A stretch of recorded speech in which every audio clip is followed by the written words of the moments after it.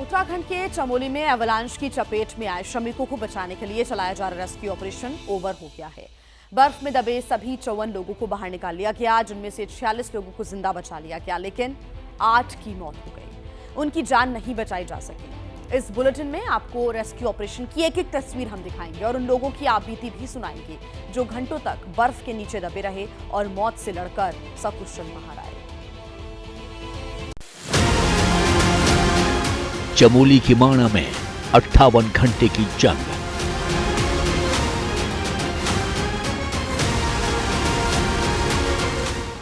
जो बर्फ में दबे थे वो निकाल लिए गए।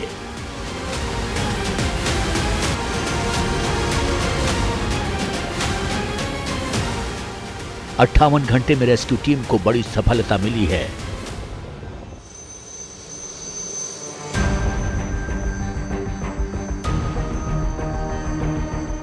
अभी तक रेस्क्यू ऑपरेशन कैसे चला, कितनी मशीनें तलाश में जुटी रहीं, कितने लोग मौके पर संघर्ष कर रहे थे, इसकी एक एक डिटेल बताने से पहले आप माणा गांव की स्थिति को समझिए।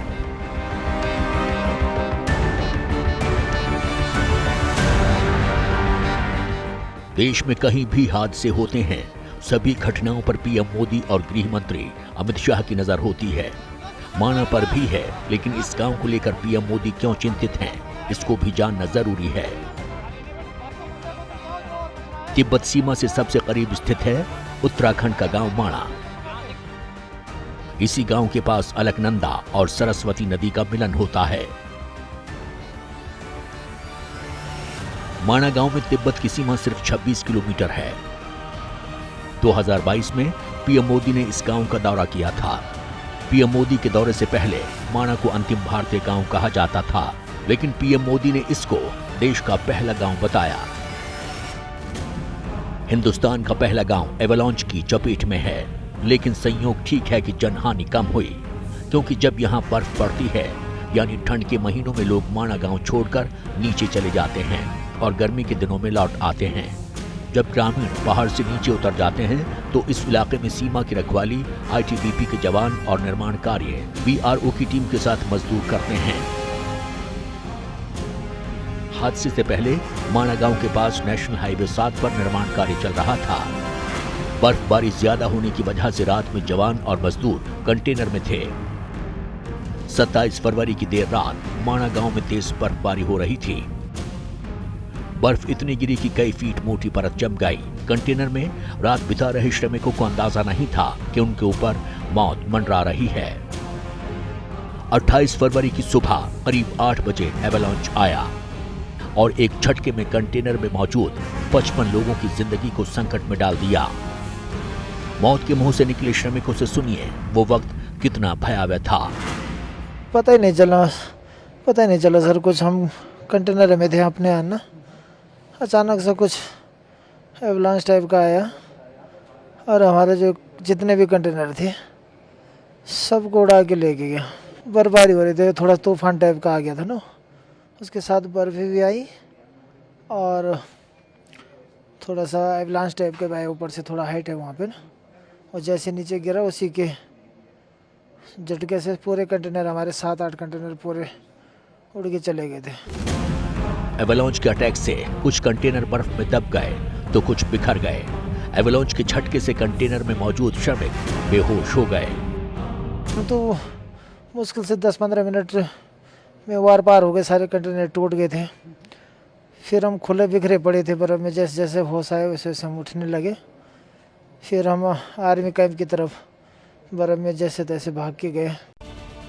तो सुना आपने, मनोज भंडारी जैसे ही कुछ श्रमिक भागकर सेना के कैंप पहुंचे और हादसे की पूरी जानकारी दी।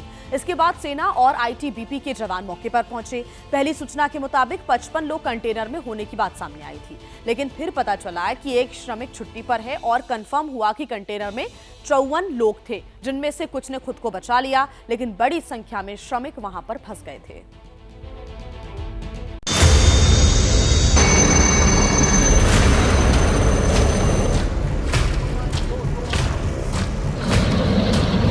पहले ये नंबर 55 बताया जा रहा था। अभी कल कंफर्मेशन में पता लगा है कि एक लड़का अनऑथराइज्ड लीव में था जो अपने घर चला गया था और वो सकुशल है, तो ये टोटल नंबर 54 है। 28 फरवरी को जब 54 लोगों के फंसे होने की सूचना आई तो सबके होश उड़ गए, क्योंकि जिस इलाके में यह हादसा हुआ वहां की ऊंची ऊंची पहाड़ियों पर बर्फ जमी हुई थी, आने जाने में मुश्किल हो रही थी।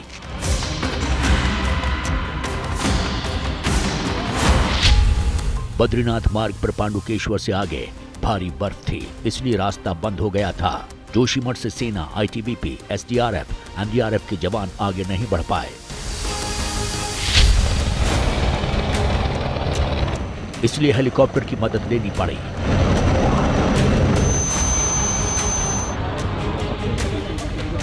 मौके पर पहुंचे जवानों ने रेस्क्यू तेज किया।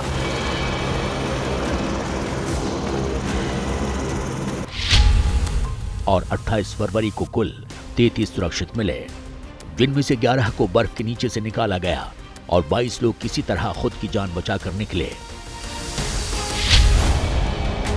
लेकिन गंभीर रूप से जख्मी होने की वजह से उन्हें तुरंत अस्पताल में भर्ती कराया गया।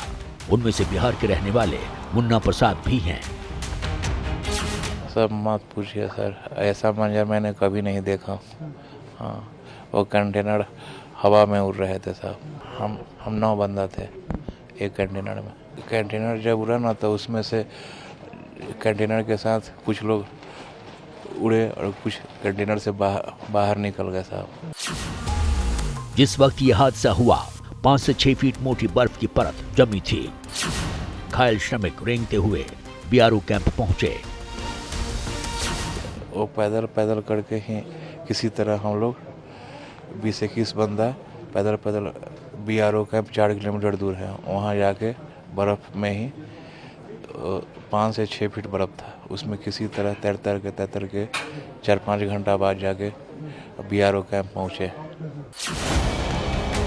श्रमिकों की सूचना पर शुक्रवार शाम तक बर्फ में दबे लोगों की तलाश होती रही, लेकिन रात होने की वजह से रेस्क्यू ऑपरेशन रोक दिया गया। शनिवार यानी 1 मार्च को जब मौसम अच्छा हुआ तो राहत बचाव कार्य फिर शुरू किया गया। 1 मार्च को 17 श्रमिकों को निकाला गया और गंभीर रूप से घायलों को एयरलिफ्ट कर ऋषिकेश के एम्स में भर्ती कराया गया। यूपी के मुरादाबाद के रहने वाले विजयपाल भी इस हादसे में घायल हो गए हैं। एकदम ऊपर से ग्लेशियर आया, कंटेनर पलट गया, पता नहीं चला हमारा कंटेनर कहाँ था, हम कहाँ पहुँचे। हम तो बर्फ में निकले थे। हमारे कंटेनर 9 बंदे थे। गंभीर रूप से घायल श्रमिकों को ऋषिकेश भेजा गया है तो कुछ घायलों का पास के ही अस्पताल में इलाज किया जा रहा है। उत्तरकाशी के अभिषेक पवार भी इस हादसे में घायल हो गए हैं। चेहरे पर चोट के निशान देख सकते हैं। हमारे कंटेनर रोलिंग करके मेन रोड से दूसरे रोड में चले गए थे।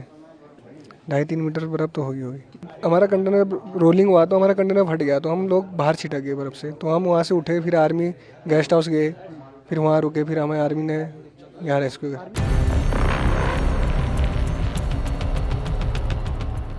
1 मार्च को देर शाम तक 54 में से 50 श्रमिकों को निकाला गया, लेकिन उनमें से 4 लोगों की मौत हो चुकी थी। बाकी बचे 4 की तलाश जारी रही। लेकिन आगे चुनौती बड़ी थी, क्योंकि सेना और एनडीआरएफ के जवानों ने पूरी सतह को खंगाल लिया था। कहीं पर कोई नहीं दिखा, इसलिए अत्याधुनिक मशीनों को मंगाया गया। Ground penetrating radar, thermal imaging camera और विक्टिम लोकेटिंग कैमरे की मदद से तलाश शुरू की गई। ग्राउंड पेनेट्रेटिंग रडार की मदद से जमीन के अंदर 4 से 5 मीटर तक की चीजों का पता लगाया जा सकता है, इसलिए रेस्क्यू में जीपीआर सेना के लिए काफी मददगार होता है। आगे।